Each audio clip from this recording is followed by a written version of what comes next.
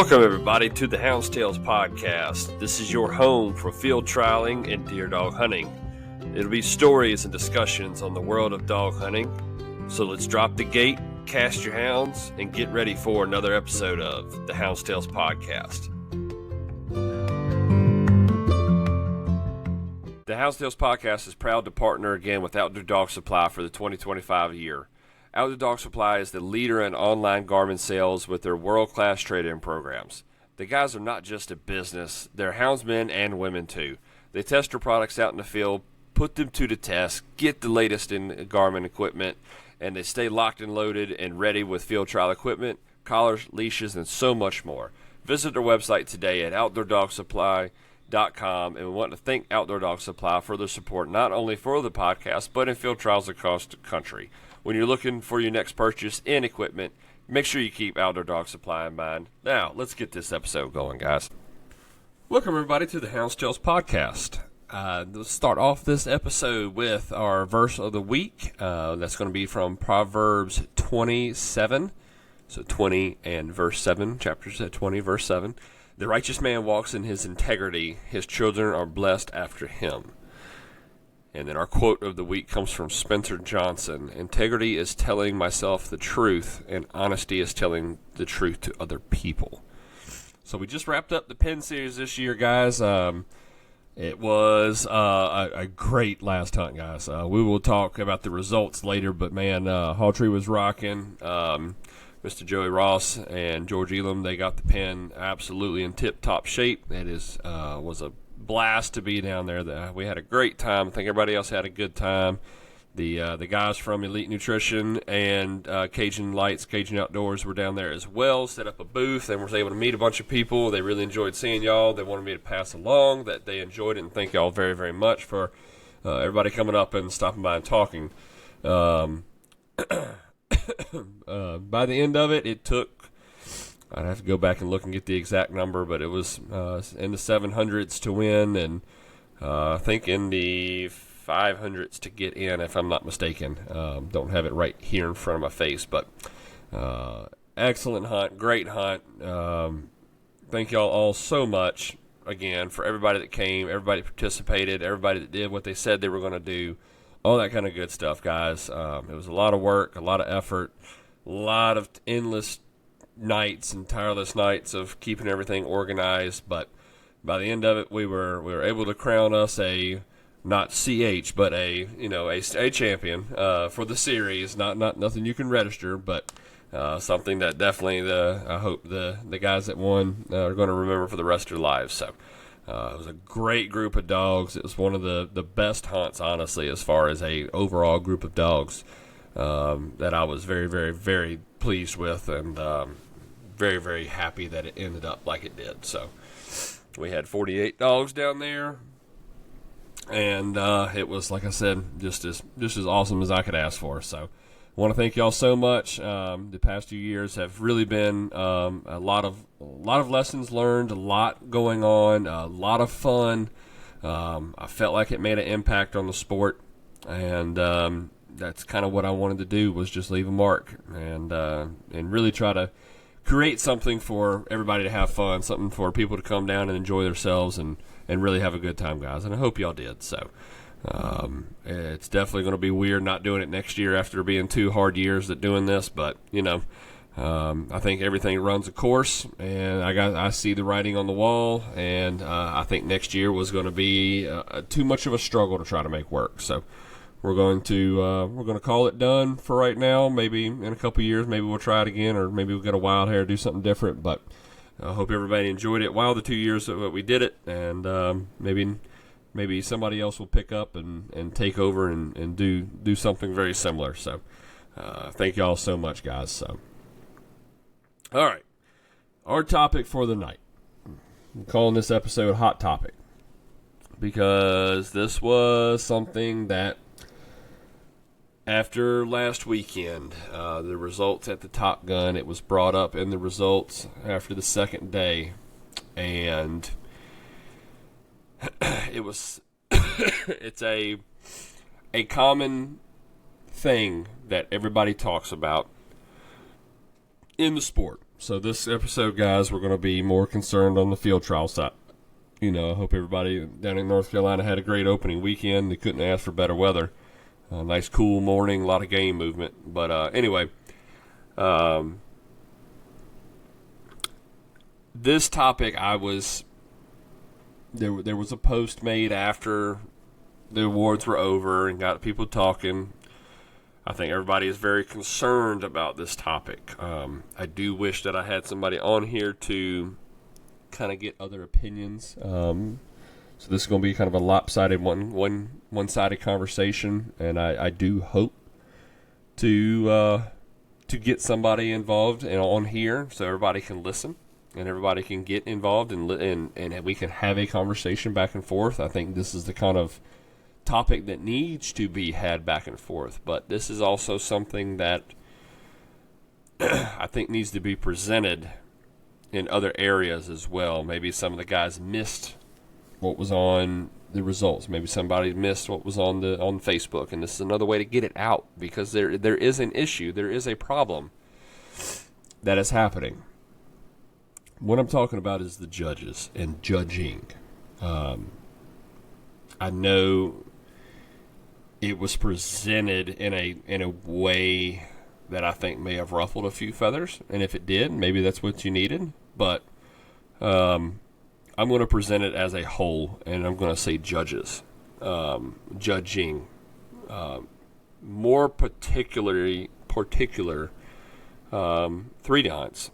Now this goes over the whole thing, and I'll kind of bounce back and forth a little bit in this whole conversation, but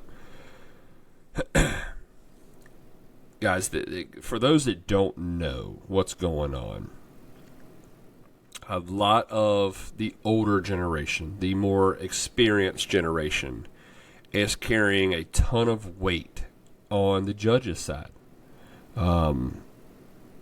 It's a lot of hunts you go to every year, and it's the same guys judging. It's a lot of hunts that you go to through the year, and it's the same guys judging.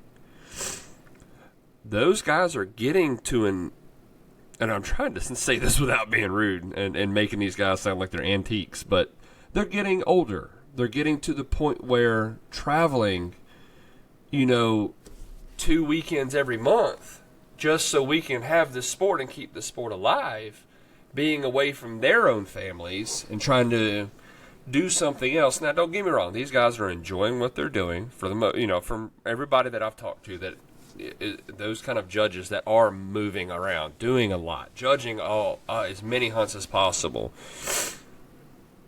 Those guys are absolutely enjoying. So don't take what I'm saying as them hating their lives and like, oh, I gotta do this. Oh, dang, I gotta go do another hunt. Oh man, I gotta go drive this far to go judge a hunt and watch these stupid dogs. They're not like that, guys. They're enjoying what they're doing, but we also have to understand that pushing and asking these guys over and over and over and over and over again, that welcome wagon's going to run out. It's going to come to a point where they're like, no, I can't do it anymore. I need to enjoy myself. I can't run and gun like that no more. It's time for me to move on and pass the torch down. So what was presented is that a lot of the younger judges need to start getting more involved. A lot of the younger field trial people need to get more involved. And I agree. I agree, but I want to know why that's not happening.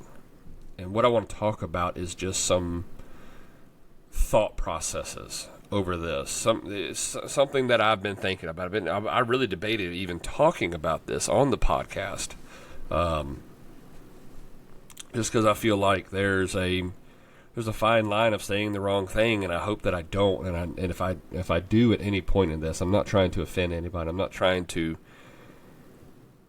talk in a way that it's going to ruffle feathers. My idea is behind this whole thing was to speak on this topic in a way that maybe opens some eyes in all different directions. Just from what I see. And I'm not saying that I'm right. I'm not saying that I'm wrong. I'm not saying that I'm right. I'm not saying that my answers, I'm not even going to try to give any answers. I'm going to present ideas. The Hounds podcast would like to take a minute and talk about our friends over at Cajun Lights. When pleasure running at night or judging those nighttime field trials, put your trust in Cajun Lights. With the economical Cajun Bayou for the every now and then light user, the Cajun Micro for the nighttime feeds, and the top-level Cajun Blinder for those hardcore crossings. The Cajun Lights are headlamp-style lights that free up your hands for voice recorders or your GPS. They offer flood-style lights in red, amber, and white walking lights. Then the top-of-the-line 4-level main beam light. If you're having a hard time catching crossings at night, give the Cajun Light a try on the red and amber setting to catch the game with the easy flick of a switch and go right back to your main beam light and see your hounds in action. Visit our website today at CajunLights.com and check out and make sure you fill out the survey and select Hounds Tales Podcast to receive 5% off your next purchase from Cajun Lights. Now let's get back to the episode. And I'm not saying that I'm 100% right on everything, because I don't know all the sides of the story. It's something that I really want to get involved with, because I'll be honest, I swear I think I enjoy judging more than I do, not in running dogs. Now, of course, it's always a thrill to go and run your dogs, but I'm 90% sure, taking out of the equation, of course, my series. If you take that out, I think I've judged either the equal amount of hunts that I've participated in, or it's very, very close. That's just making a statement. That's not trying to brag or anything like that, so please don't take that wrong. And I think there is a worry of what qualifies you to be a judge. What qualifies certain people to come and judge multi-day hunts. Now, guys listening, I'm going to reference multi-day hunts most of the time. And, of course, this also goes for one-day hunts. It is a ton easier to find a judge for a one-day hunt. I'm not saying it's easy, but it is a lot easier to have somebody show up for one day or one night versus giving up an entire weekend or a week. So there was a post made, and there was a lot of ideas presented. And I think probably the most popular one is to have it set up in a way where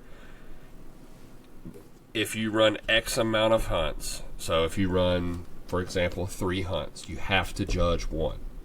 So somewhere amongst those 3, for every hunt that you judge, multi-day hunt now, every multi-day hunt that you judge, you get to run 3.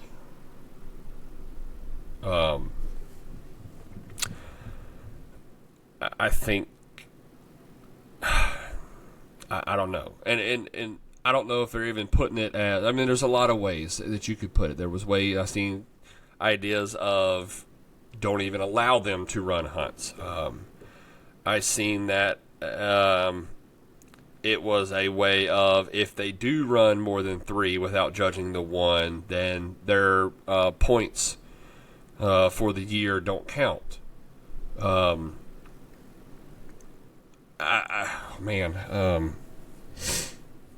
I'd love to be a part of that conversation on how to make that work. Do I think that's the right way to go? I don't know. I don't know what, and I'm going to pre-emphasize that before I get really further into this, of that I don't know that I know the right answer. I don't know that anybody knows the right answer. I don't know that anything that I say is going to be like there it is. That's what we got to do to make this work. It's more of a presentation, and I hope maybe people will take it to heart. So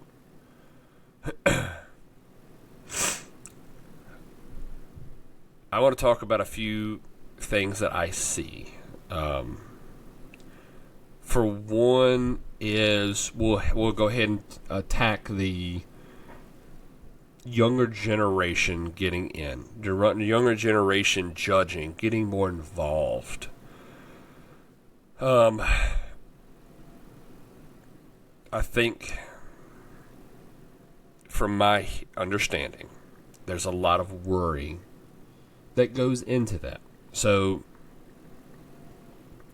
when you are going to a 3-day hunt, you're going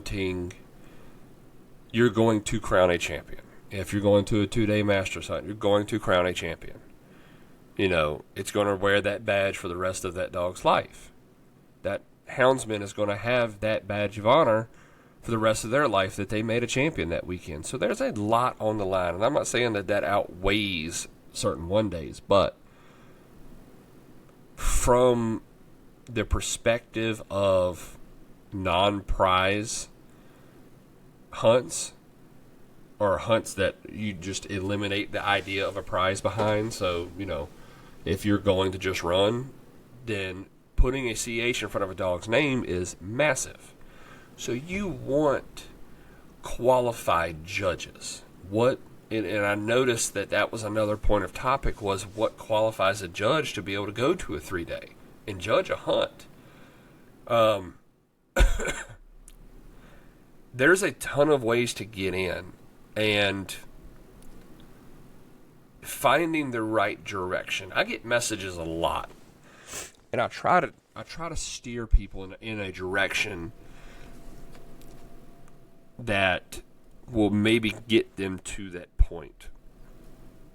I'll use myself as an example. I was getting into the sport, and I was trying to figure out, hey, I want to get involved, and between I ended up talking to a couple guys, and then finally I got picked up and said, hey, it was actually Peyton Lucy that I shadowed my first hunt.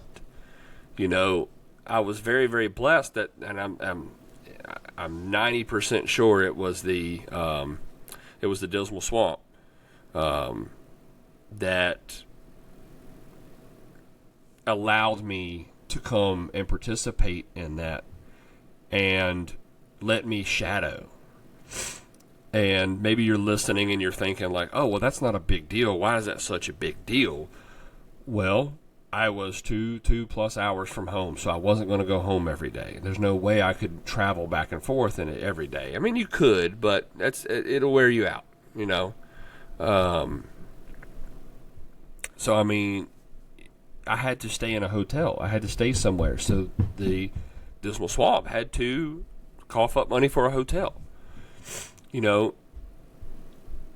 On somebody that was just getting in, was really, really green. It was a gamble on them to make that expense of hotel, feeding me, gas. Of course, I didn't know any better, and I turned in gas receipts. I was asked to, so I turned them in. And I'm not saying that's wrong, but they spent a lot of money on me for somebody to just be gambled. Now, every hunt can't take, 3 or 4 hunters that say, hey, I want to learn, can I come and do this? They can't, hunts can't afford to do that kind of thing. So I was very lucky to be able to get in and shadow, Peyton's a great judge. I was able to shadow him, and I was really able to watch and learn. And then by day 3, I was put out there on my own. And then after that, I just kept asking. And then they saw me, and they're like, okay, hey, he hustles. He's learning. He's trying to get there, and then you get asked more. I'm still waiting on some of those calls for some of these bigger hunts. I may not be able to go to all of them, but I sure would appreciate the calls and ask to come judge. I've had to turn down one, and it hurt to turn it down, but it was actually the hunt coming up this week, and it was the Nationals. But I got a little boy, and Halloween's, and dressing up, and and going trick-or-treating with them is really important to me and my wife as far as spending time with little man. I'm just not going to miss a Halloween, without him. So that's why I had to turn that one down, and I don't know that I'll ever get to that point, at least while little man is, interested in that kind of stuff. I don't know if I'll be able to swing that, but that path is not always for somebody. That's not always for somebody getting in. Because it is a cost. It is a gamble to these associations. So a green judge is tough. All right, y'all, we're going to take a quick second and pause this episode, talk about our partners over at Elite Nutrition. Our Hounds guys, they're athletes. They give us their all each and every time they're cast. Elite Nutrition offers all natural products to give your dogs the natural benefits that they deserve. From the Canine Remove and All Natural Wormer to the ElectroBoost Paste for electrolyte replenishment, body fluid balance, and blood flow improvement, they also have products like Active Dog Powder for recovery and joint and muscle support, Essential Dog Powder for daily vitamins and minerals, probiotics, prebiotics, and enzymes, the Canine Lactate Powder for nursing dogs to help with milk supply. There are tons of other products to check out at CajunLights.com, and then click on the Elite Nutrition section to explore. When you get to checkout, and only at CajunLights.com, use the code HTElite10 to receive 10% off your Elite Nutrition products. Again, that's HT Hounds Tails Elite 10. So HT10 Elite 10 in the discount code section to receive 10% off of all your Elite Nutrition products only via CajunLights.com. I've been using their products, guys, for several months now.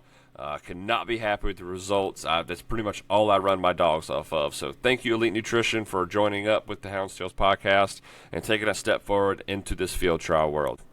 Now, when you get to somebody that's starting to get experience, when you have judges, when you have younger generation, me, my age and younger, somewhere around, mid-30s and down, how do we get those guys to go to these bigger hunts? And, all right, so I'm going to make that a two-parter. Actually, probably a three-parter. For one, the first thing I have a question is I want to know how many of that younger generation are actually getting invited. Are these hunts going to their go-to guys? And there's nothing wrong with that. If they've got guys that have been judging for years and years and years and years and years, are they going to those guys, and then after they get to a point where they've reached their budgeted amount of judges, they say, okay, we're done. And then if one of those go-to guys or a handful of those go-to guys back out, then they're like, oh, crap, we have to find judges. And then 2 weeks before the hunt, they're asking a younger generation person to take and come to the hunt, and they get told no. Well, guys, I hate to tell you, if that is the case, and I'm not saying that's the case, I'm not saying that's what happened, I'm not saying that is whatever happens, but if it is the case, then work for our generation is horrible. Horrible.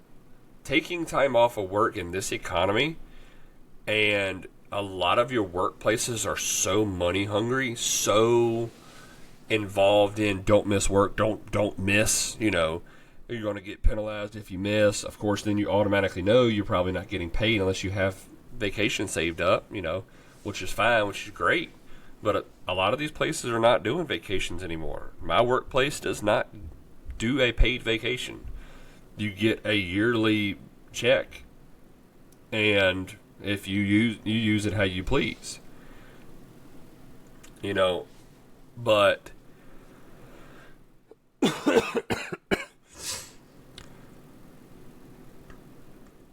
that generation, but I'm going to restart that. Does that younger generation even get invited? I know I'm going to speak from a personal level that only bigger hunt that I've ever been invited to was the Nationals, was the Futurity and Nationals. And I had to turn them down.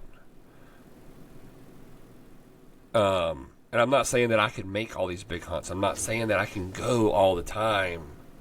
I don't know. I want to know what is actually happening. Who is actually invited to these hunts? You know, what judges are trying to come and what judges are just getting overlooked.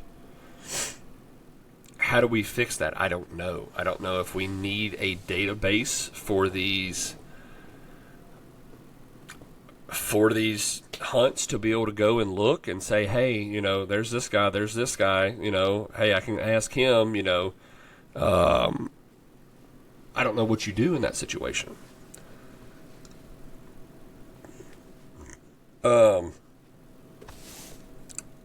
I just think there's a lot of things that are happening that there's no answer for. You know,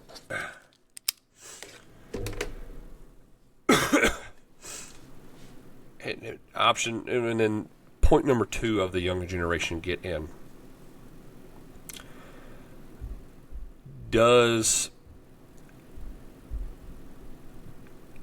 these hunts cost so much money to go? You're looking at $150 minimum now. You know, you got some hunts that are still $100. Okay.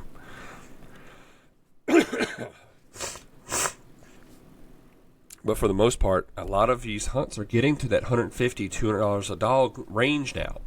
So if you take 5, 6, 7 dogs to a multi-day hunt, you're looking at, you know, $800 to $1,000 in entry fees. Are we worried rolling up to a hunt? These hunters have spent $800 on only entry fees. That's not talking about prep. It's not talking about food. It's not talking about time. All this other stuff. And they roll up and see 10 judges that they've never seen before. They don't know anymore. They don't know that they don't understand their experience level. Are we worried that putting these new judges out there in front of these hunters are going to say, hey, it's going to make these judges, you know, these hunters deter. It's going to make these hunters get worried. It's going to make them get angry if their dog doesn't do well, and they're going to say, oh, it was just because y'all had 20 judges out there and half of them were guys I've never seen before. Are we worried about that? I'm not saying that's wrong to be worried about. You know, maybe it is.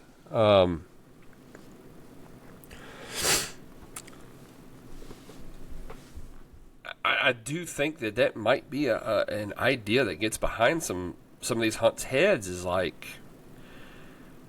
we can present the judges that everybody knows just to make all these other guys comfortable, knowing that their dogs are going to be seen, they're going to be judged correctly, and they're going to be done right, you know. And then, of course, the other thing is the money thing, the money sign. And I'm going to say something I heard this weekend, and it's probably going to aggravate some people. It really is. This one's probably going to be my pushiest one comment that I'm going to make. I did hear it from somebody. I can't remember who I heard it from, and even if I did, I wouldn't say. Are we more worried about what the awards look like versus getting enough judges to make it a good quality hunt? And that's such a risque comment.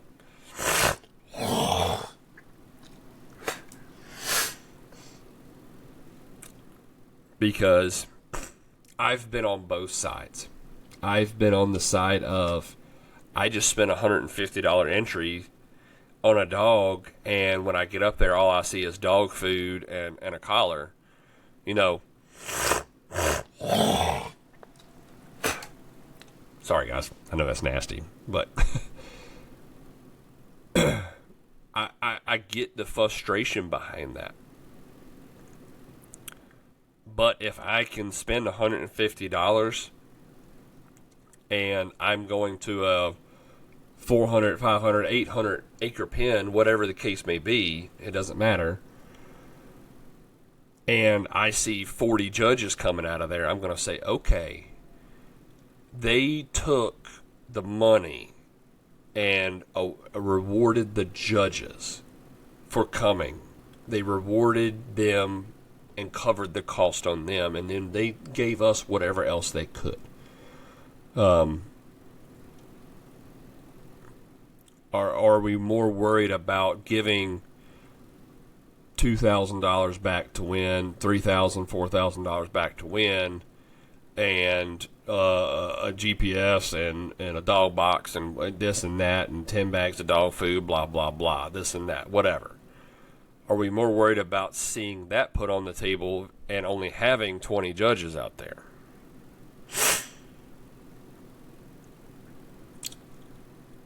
Again, double-edged sword. Double-edged sword. What do you want as a hunter?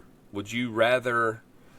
And again, I'm going to present this as a question to y'all. And guys, if y'all are listening and want to message me, talk, have a conversation, if you want to comment on the post that is for this episode, comment. I think these are conversations that need to be had.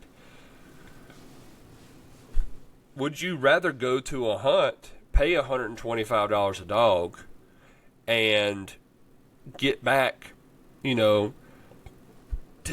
bags of dog food, a collar, and win maybe, a couple $100, but you got 35 judges out there, 30 judges that are watching. You got judges that are not only experienced, but you got also guys that are out there getting experience. You got guys that are going to keep the sport alive. Would you rather spend your money there, or would you rather go to a hunt, spend $125, have a chance to win, $2,000 back, but you've only got 18 judges there, 20 judges, 15 judges, whatever the case may be.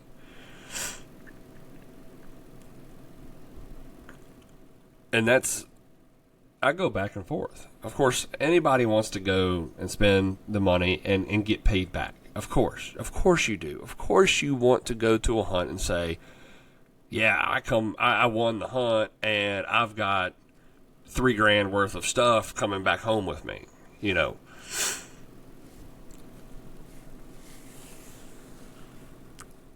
But then I also hate going to a hunt and you see 300 dogs, 150 dogs, and then you see 15 judges. And I'm not saying that cost is the only reason that you don't see judges. I think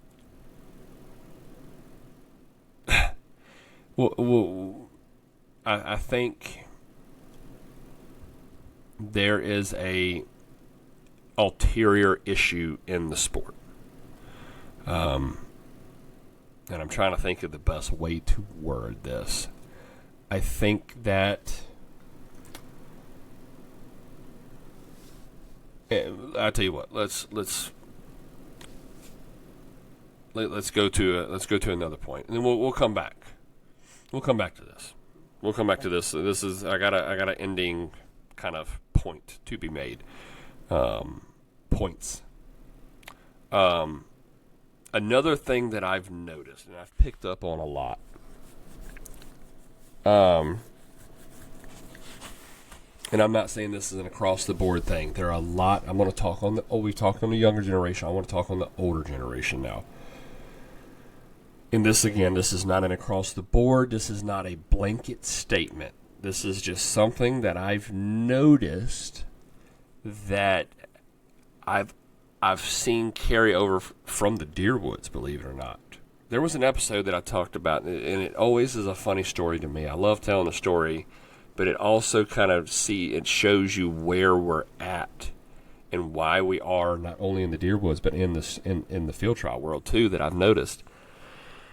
is the older generation did a great job of laying a foundation. They've built dog hunting up to where where it is now, to where we can enjoy it as a younger generation coming up.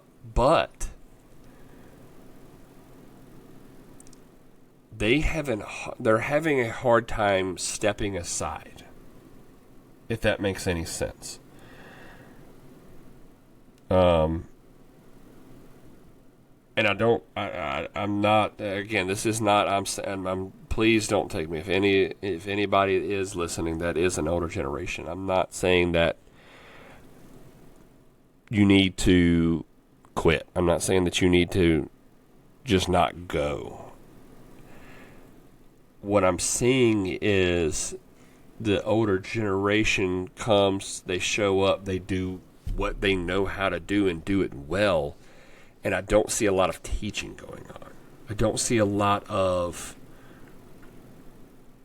explanation. I see a lot of, you should know this, and why am I having to tell you this? I see a lot of, I'm going to go to my spot that I've judged for the past 20 years, and you need to go over here and do your thing over here.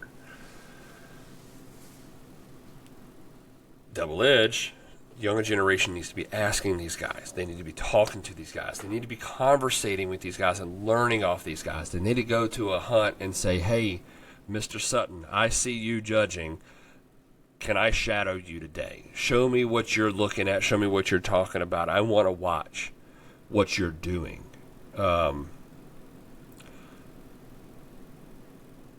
Rule books, if you don't know, are hard to come about. I didn't know for years how to get a hold of a rule book. And you ask an older generation, they're like, oh, yeah, you just go here, do this, call this person, and they'll get you one. And I'll take blame. I never called that person. So I didn't know how to call them. I didn't know who to call. Was nervous about calling sometimes. The Hounds Tales Podcast is proud to announce our newest partnership with Low 10 Outfitters. If your kennel is looking for new apparel to rock through the next field trial, look no further than Low 10 Outfitters. They offer shirts, hats, hoodies, coats, and other accessories with custom logos for your kennel or your hound to go on. With top quality merchandise and long-lasting quality, you can't go wrong with Low 10 Outfitters. And now, actually, I just screwed this one all up. The Hounds Tales Podcast is happy to announce our newest partnership with Low 10 Outfitters. If your kennel is looking for new apparel to rock to the next field trial or the upcoming hunting season, look no further than Low 10 Outfitters. They offer shirts, hats, hoodies, coats, and other accessories with custom logos for your kennel or your hound's name to go on. With top quality merchandise and long-lasting quality, you can't go wrong with Low 10 Outfitters.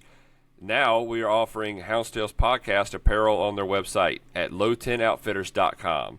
Be on the lookout, guys. It's there. Go purchase it. We're live, guys. Go in, go purchase it. Low10outfitters.com. Click on the Hounds Tales section for your Hounds Tales apparel and the Hounds Tales Pin Series apparel. So thank you so much for Low 10 Outfitters for teaming up with the Hounds Tales Podcast. Now, let's get you back to the rest of your episode.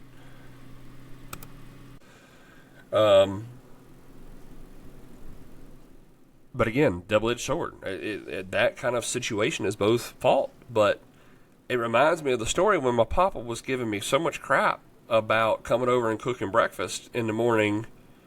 You know, it's as simple as that. It's cooking breakfast in the morning for the hunting club. So I said, okay, well, I'll be there and I'll cook breakfast. Well, when I get there, he had breakfast already made. And it wasn't like I got there late. I was besides him, I was the first one there.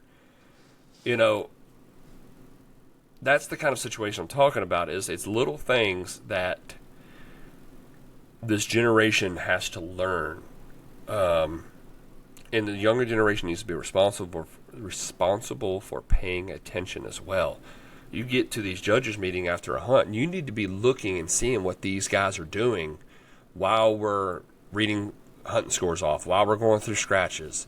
Listen and pay attention. Like, nothing irritates me more than a younger judge being in there and nonchalantly listening. And everybody that's judged a multi-day hunt knows the master hounds will say any scratches from 50 to 60. And my biggest irritation is missing that. Okay? Pay attention. I know you're tired. I know you're worn out. I know you're thinking about getting back to that hotel, but pay freaking attention. And when he calls 50 to 60, you got 55 scratch, say hound number 55. Okay? Secondly, to make things flow better, there's an order. There's a reason for the order because that's the order that you put it into the computer. Hound number 55, loafing, 905, judge 14. When you go and start messing that up, you're saying, I got number 55 at 10:53, I'm judge 14, and he was loafing. Come on, guys, pay attention. Pay attention. Watch what these guys before you are doing. If you got dog number 1 scratched and you get that unlucky and you got to call him out, then that's just it. Whatever, if you've never seen it before. But for the most part, you've probably seen a scratch or two. You probably listened. Listen to how they're calling it out. Pay attention. It's fine details that you got to watch, guys. But that older generation also needs to be responsible for saying, hey, this is how we read it out. This is why. If you come across, try to do it this way again. Don't be that hard ass of a older generation person and say, oh God, that kid's an idiot. Oh, he read his call out wrong. He's stupid. Oh, we don't ever need to invite him back again. Heard it. I've heard simple mistakes happen. I've heard bad judgment calls made in the judge's room. And of course, by rule, it's the master of hounds' responsibility to question. But the other judges, they're kind of stuck. It's like, hey, if the newbie is calling 8 dogs out for a failure to hark, or running a backtrack or whatever, a rule that's kind of very much a judgment call, and you got 8 dogs getting scratched for failure to hark, you're like, at some point you need to say, okay, what are you seeing? You don't need to make him out to be a fool in front of people, because if you make him out to be a fool in front of people, then he's never going to come back. He's never going to approach that situation again. He's going to be so scared to go into a judge's room. Even if he does come back to judge, he's never going to scratch a dog. He's never going to give a dog a trailing score. Maybe he saw the prettiest trailing score that you've ever seen. By the book, to the definition, trailing score needs to be 30 points trailing. Making him out to be a fool in front of people is not taken lightly by people no more. Guys, the older generation, if you're listening, this young generation don't have the thick skin like your generation does. They can't take a insult or a embarrassment and keep moving on. You got to kind of tippy toe around some of these guys. Ain't nothing wrong with that, but you can't just go out there and call them out in front of a bunch of people and expect them to keep moving on. So I think if I had any word of, I'm going to say advice because of lack of terminology, if I had any anything I could say to the older generation, is I would like to see more older generation stepping up and saying, hey, this is how this is done. This is what needs to happen to get this to happen. This is what way do this. This is this, that, whatever. Think about it and take that step. Now, I'm going to revert back to the working man. A lot of these guys are at a lot of hunts are either, and this is judges and hunters both, they are either retired, own their own business, maybe they got a sugar mama, I don't know. But they have this an insane amount of time that they're able to get off all the time. Maybe they got a Monday to Thursday job, or maybe they work 3/12 Monday to Wednesday, and they're just that daggone lucky, and they make $150,000 a year. Taking time off of work in this economy is awful. I know I mentioned that earlier, but I want to just re-emphasize that. So I get why the younger generation that's trying to get their life established, that says, hey, I don't want to lose touch and lose my place in the hound hunting world. I got to keep doing this to not lose what I have. to not let people forget. Say, oh, yeah, that's right, I do remember you from 5 years ago, you know.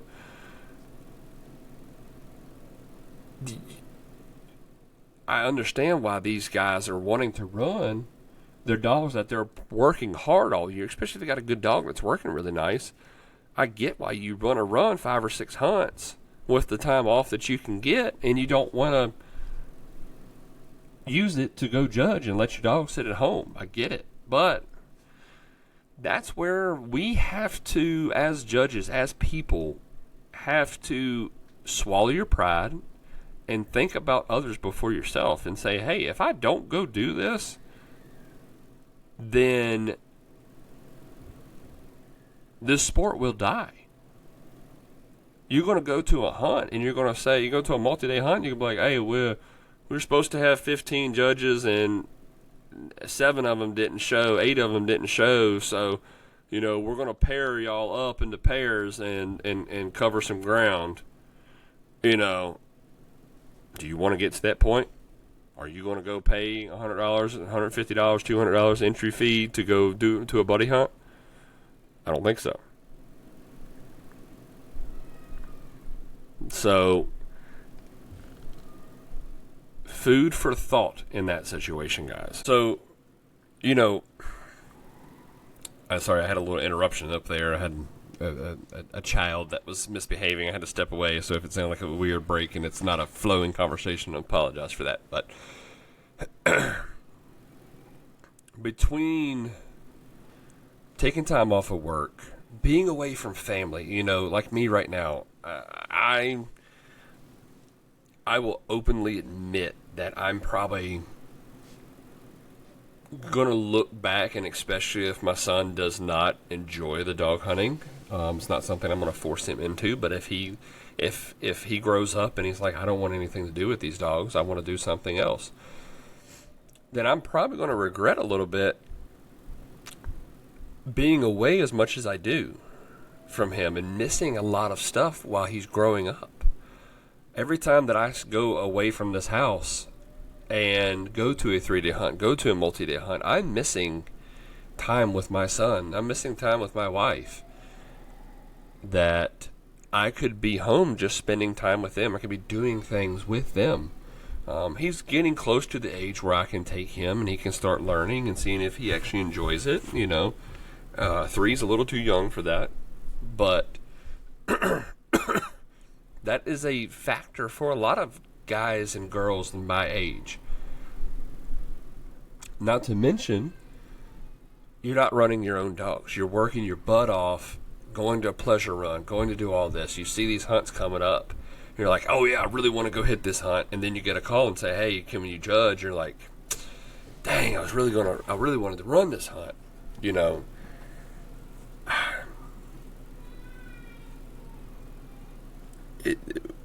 this economy and this workforce and the time that we have to put into all these other factors that are not field trialing, that are not dogs, really put a damper on letting our generation grow in this sport. Let's just be honest with it. Let's just call it ace an ace, you know, or spade a spade, whatever the freaking phrase is. You know what I mean.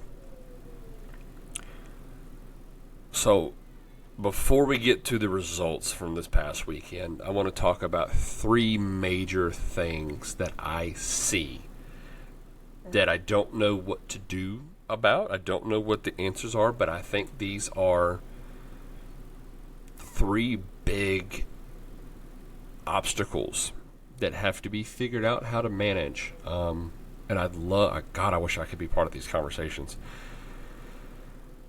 The topic number 1 is there are so many hunts going on right now that it is a lot to ask of people. That's a reason I'm not doing the series next year. Is there's already so many hunts going on, and I'm trying to get 6 hunts lined up for, you know, to cover 6 different pens. That's a lot. I mean, heck, it was a couple weeks ago where there was 5 or 6 multi-day hunts that were happening in the same weekend. So you got to stretch out. We'll just use a rough number of 20 judges amongst 6 different hunts. So that's 120 people that you have to ask to say, hey, I need you to come judge and not run your dogs this weekend. They were really good quality hunts all across the board.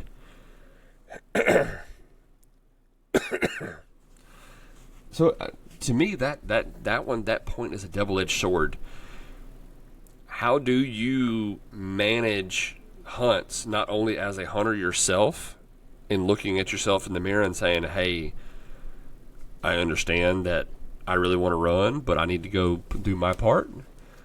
And how do you look at it as a organization or a sport as a whole and say, how do we get these people to come and judge and run, all this? We're asking so much. Do we need to cut down on hunts? Do we need to put a restriction on how many hunts there are per year? I don't know. And that's a whole nother ball game. I don't know that that's the answer. I don't know what to do there. But there are so many hunts going on. There's so many different things that are happening that by the end of the year you're worn out as a hunter, as a judge, as a houndsman.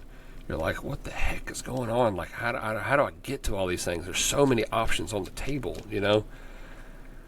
I think that's part of the obstacle that we have ahead of us, that we're facing right now, is that there's so much responsibility as hunters, as houndsmen, and you only have a couple dozen guys leading the way, guys and girls leading the way in this organization, in this fight, in this battle of providing a great hunting experience. I think another thing that I see is the younger generation getting in to the sport. Maybe the younger generation that didn't start out following behind dad, following behind grandpa, following behind my cousin that's been doing this for 20 years. How do those people get in? How do those guys and girls that are wanting to get in this sport, how do they take those steps of meeting the right people, and there could be a whole nother podcast right there, but how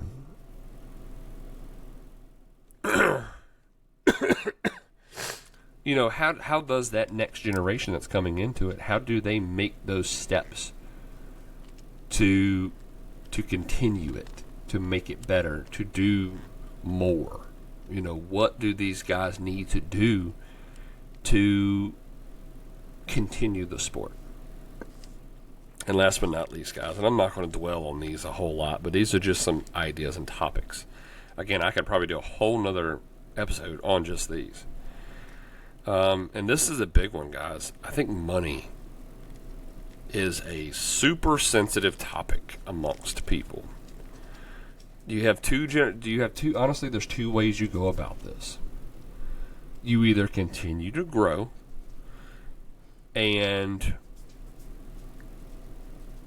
let's be honest, even in the time that I've been in the sport, we've gone from $75, $80 entry fee hunts to $150 entry fee hunts is the norm.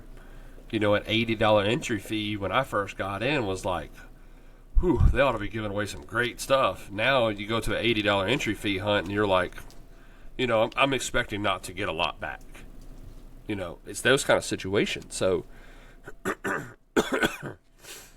how that relates to the judges, like I talked about earlier, is you're in that situation of these judges have to be compensated. It costs money to put people in hotel rooms. It costs money to get guys to drive down there. It costs money to put gas in their tanks. It costs money to feed these guys. I'm not saying that the hunt should be paying for dinners. If that's what the hunt wants to do, then go for it. If that's how the hunter feels he should be compensated, then go for it. Nothing wrong with that. But a lot of guys don't, and I respect that.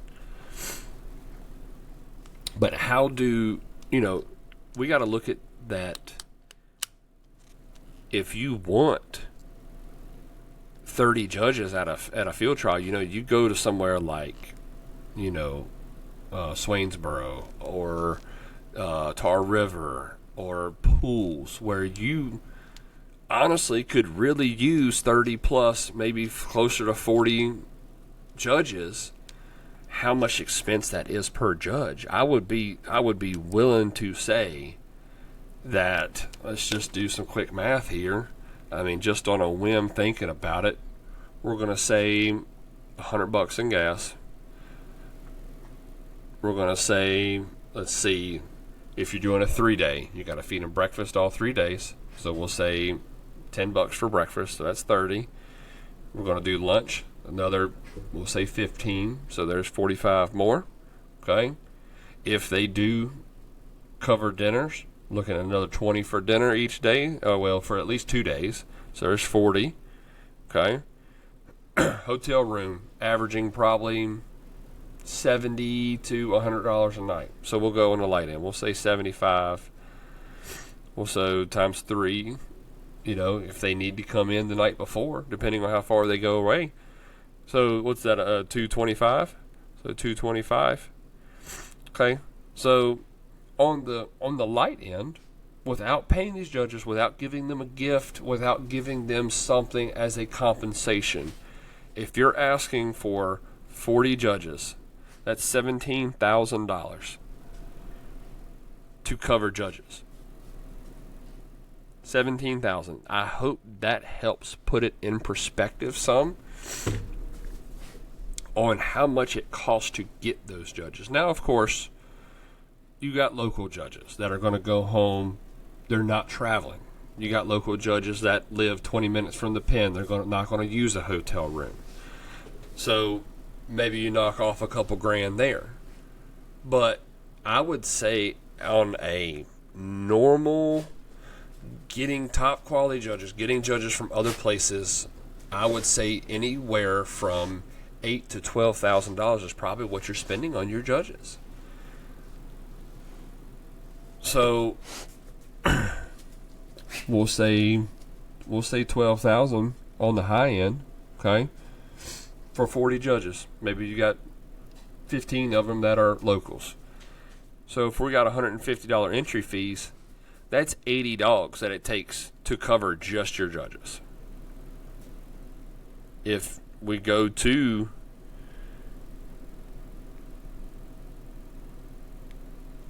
let me see. If we go to that 40 judges and say maybe all 40 need to be covered, and we're doing $150 entry fees, that's 117 dogs that it takes to cover just the judges. Okay? Just think about those kind of numbers when you go to a hunt and say, man, where are all those judges? Where are the judges? Then you think about, well, damn, that's going to cost them 10 grand to have 40 judges that are, half of them are locals. Again, I don't know the answer to this. I don't know the answer to fix that situation. I don't know the answer to a lot of this. This is, I think, an important conversation that should be being had across the board. I hope it does get had, and I hope we do find some kind of some kind of answer to the problem. I hope listening to this podcast maybe inspired some people. Maybe it said, man, next year I'm going to step up. I'm going to offer to judge. Maybe these hunts say, hey, I'm not going to get the same 15 people to judge the hunt again. I'm going to ask 4 more new guys to come judge. Maybe that's an answer. Maybe there's something amongst all that. Maybe there's something that inspires somebody. guys, I hope that y'all enjoyed listening to this. I hope that was educational for some people. I'm not claiming to be a teacher or an expert. And there's a lot more that we could talk about on this, but I have to get up and go eat dinner and go spend time with little man before bedtime. So, guys, I'm working on getting guests. I've been swamped. Again, I'm going to make another excuse and just say I've been extremely busy, and thank y'all for y'all's patience. But I hope y'all are enjoying some of these solo episodes, and I promise to try to get some more guys on here before the end of the year, before we call it a season.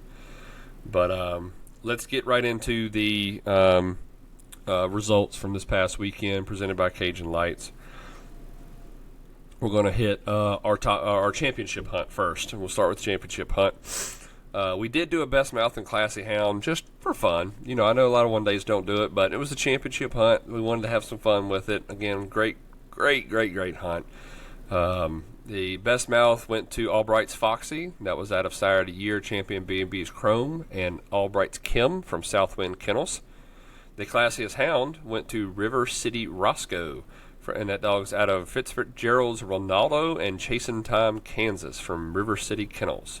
And the winner of the series and the 2025 champion for the Penn Series is Cardin's Miranda. The dog's out of Hog Wild Teddy and Reed's Poosicle from Heritage Road Kennels. Congrats, guys. I know y'all enjoyed it and talked to y'all after the hunt. And y'all are very thankful, so cannot thank y'all enough for coming. Everybody else that came, congratulations too and placed. It was a great hunt, and I sure do appreciate all y'all. And then the Top Gun was at Swainsboro this weekend. Best mouth was Tall Pines Mojo out of champion HBK Black Mamba and Hollow Oaks Spice from Tall Pine Kennels. Classiest hound was Kurt's Big Sexy, and that dog's out of Turd Hill Bubba Q, and HBK's for Loco at a Cross Country Kennels. And your combination dual and field champion is Parker's Mercedes. Dog is out of Sire of the Year, champion B&B's Chrome, and Parker's Jessica. Congratulations, guys. Looked like a great hunt. I wish I could have been down there. Maybe next year, if I have all my ducks in a row, I can make it to one of these big hunts, and y'all can drag me around for a couple days. But all right, guys, thank y'all so much for listening. We're going to go ahead and get this thing finished up. Love every single one of y'all. Appreciate everything y'all have done, all the compliments, and really helps me keep going. So, all right, y'all. Thank y'all so much. And like always, guys, happy hunting.